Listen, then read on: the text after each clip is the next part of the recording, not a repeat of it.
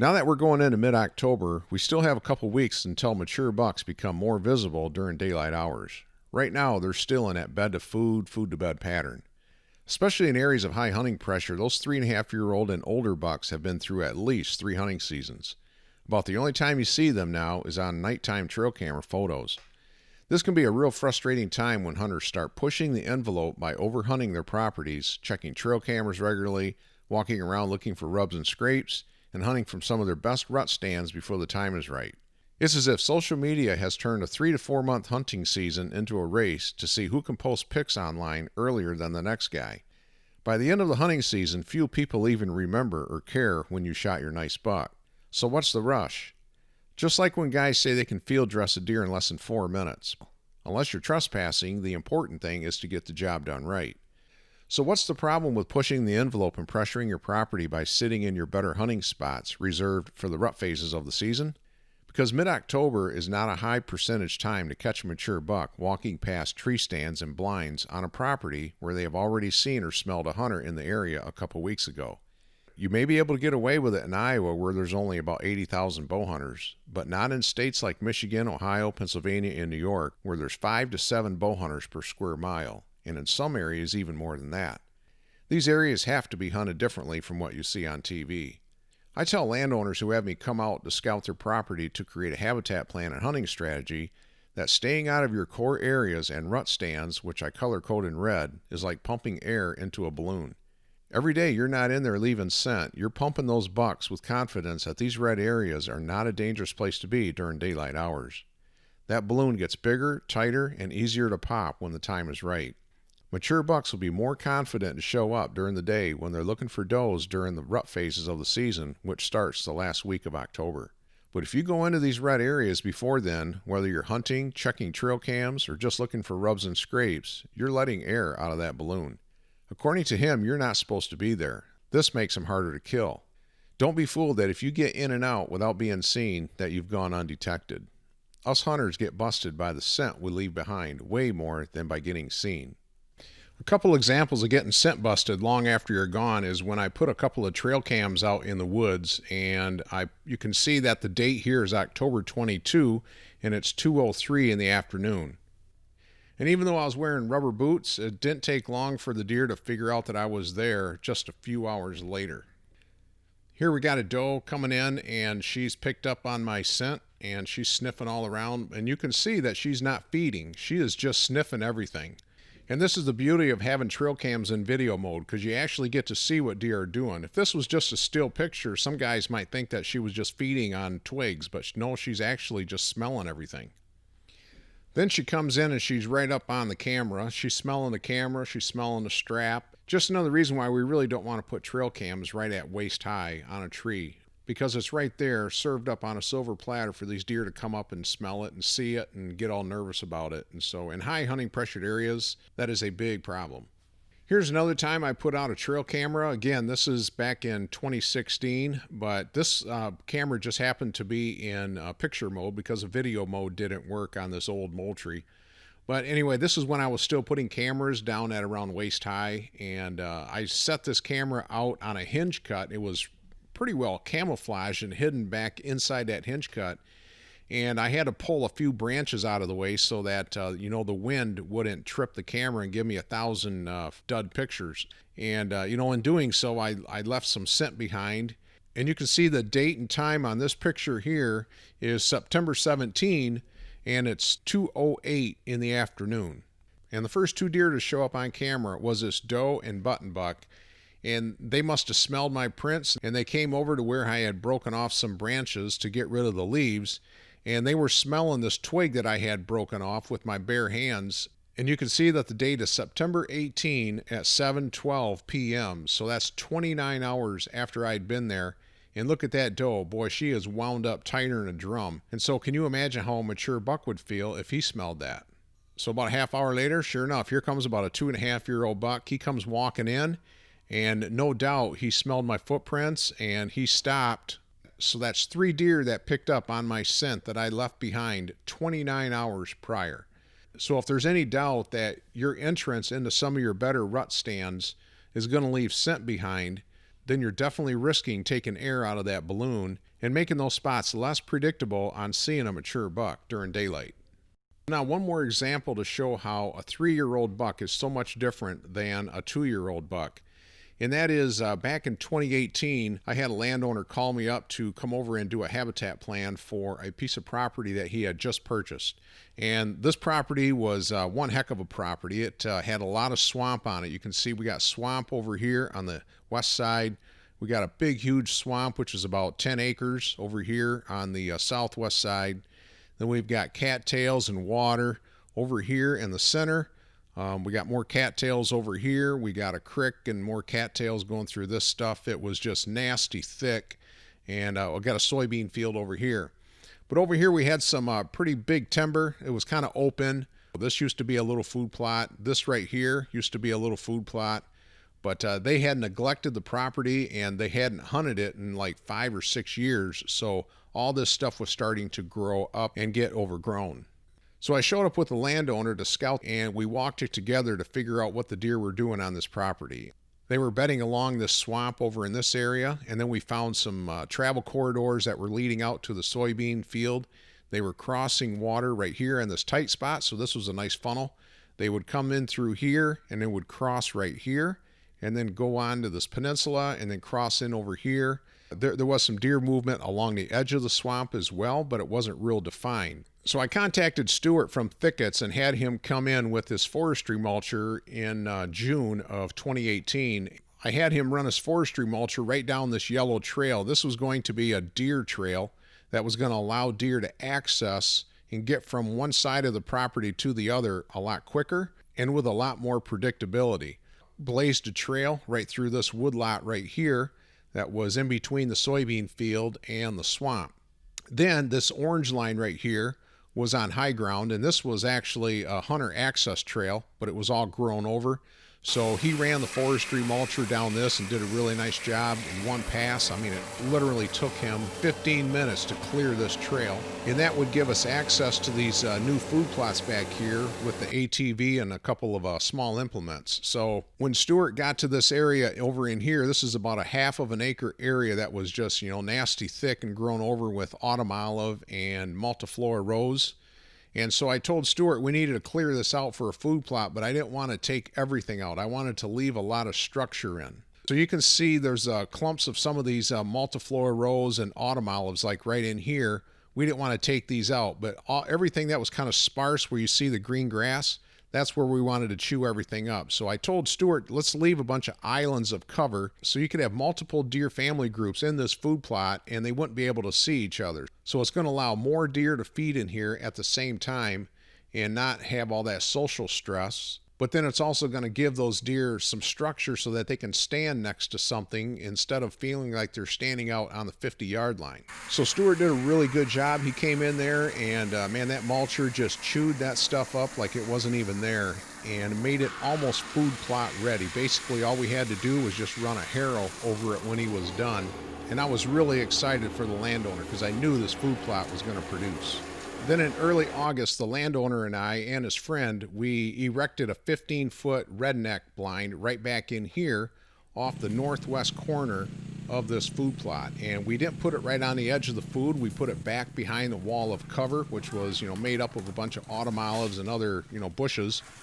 And so he could literally come in on the outside and come in through these quiet pines and then pop right into the back side of this redneck blind. Now, the fact that he can get into this blind, get up the ladder, and get in without deer in this food plot seeing him come and go is actually more important than what he planted in the food plot. I mean, you could have the most luscious soybeans, sugar beets, whatever, but if these deer see you coming and going out of a box blind, you might as well be planting grass in that food plot because they are not going to be there if they know that the food plot is being hunted. Now you can see that the color of this blind is red, which means he can't hunt this until at least late October with the right wind and right weather conditions. We also put in a tree stand on the east side of the food plot. We put in a couple of tree stands down here that he can access from this forestry mulched trail that the hunters can use.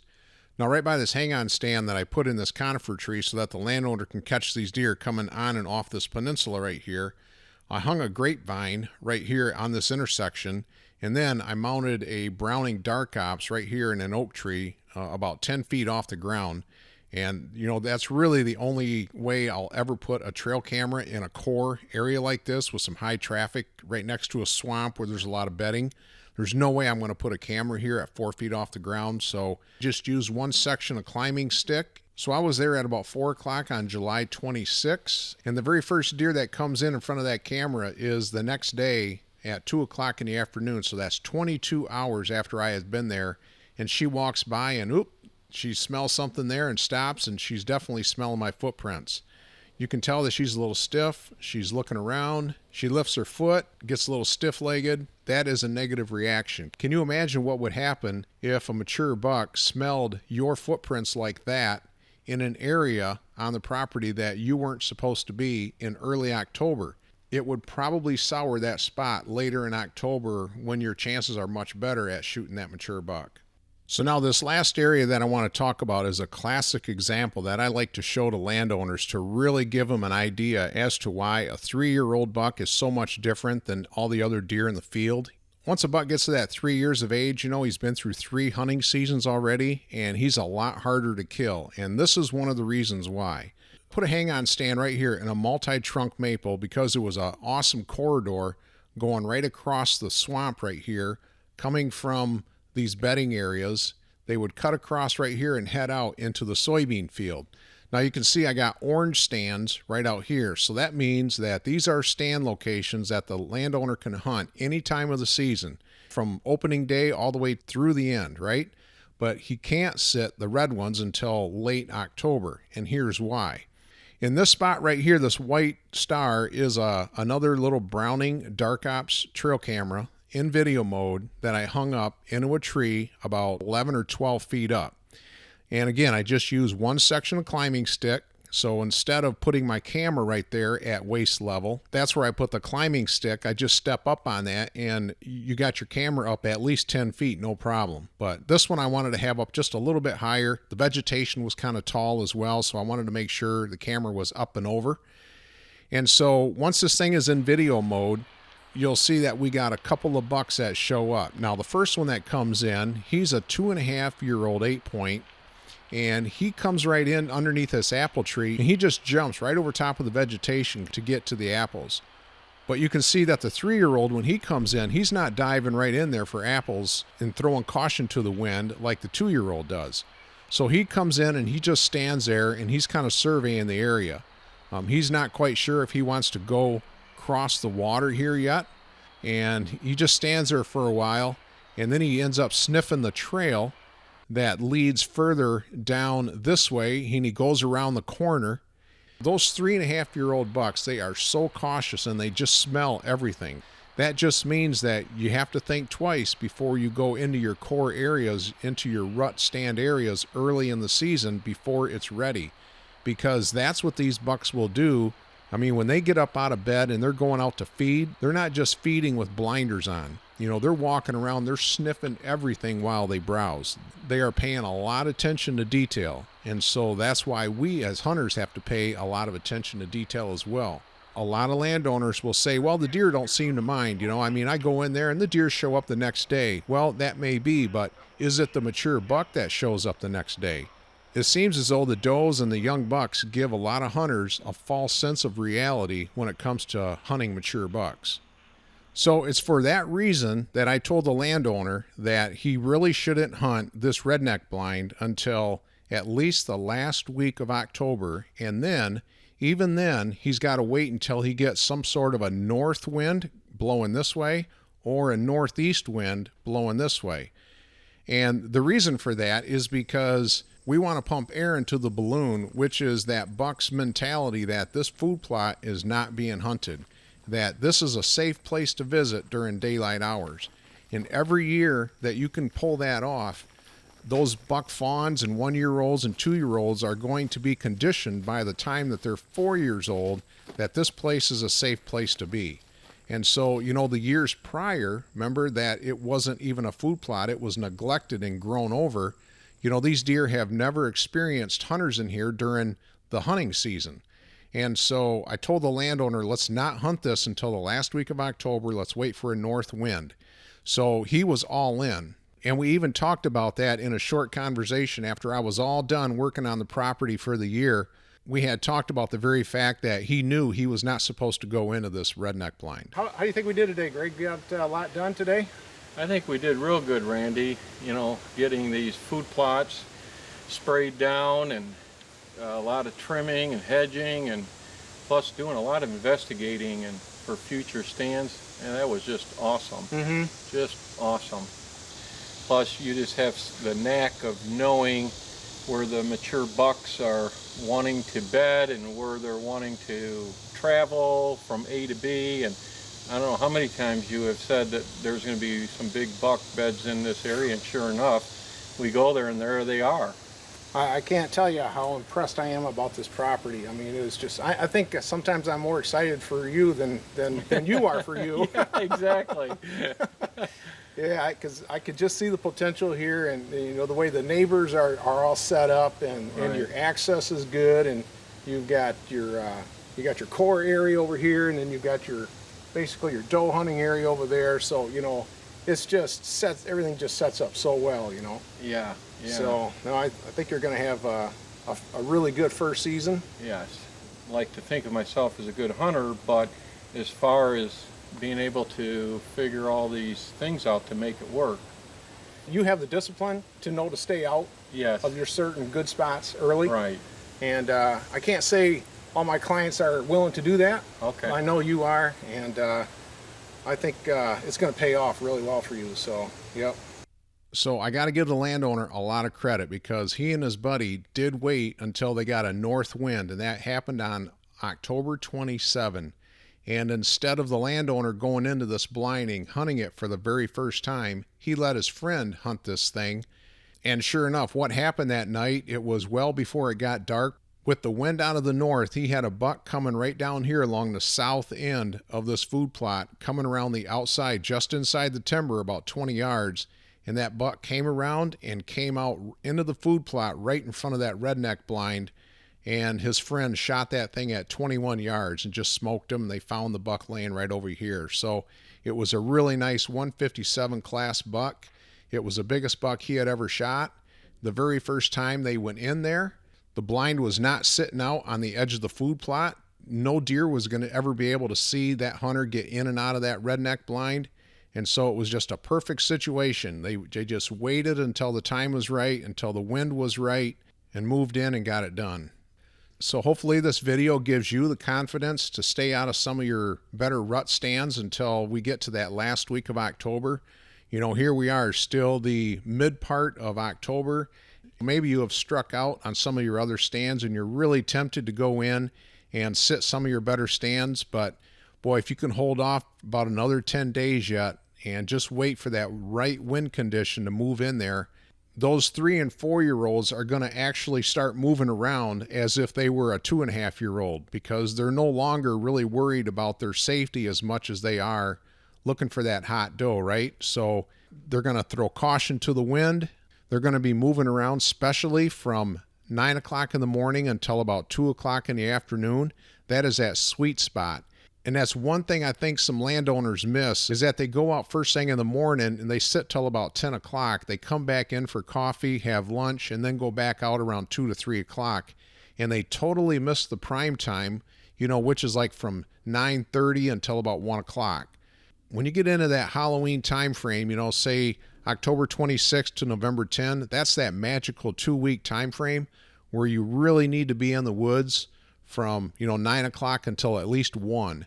And so if you're somebody that doesn't like to get up early in the morning, day after day, well, that's a great opportunity for you to maybe sleep in a little bit and not even get into your blind until 7:30 or 8 o'clock after it's light, especially if it's on a transition area like this right here. They're not really bedding in an area like this, because this is more like a funnel going to and from the food.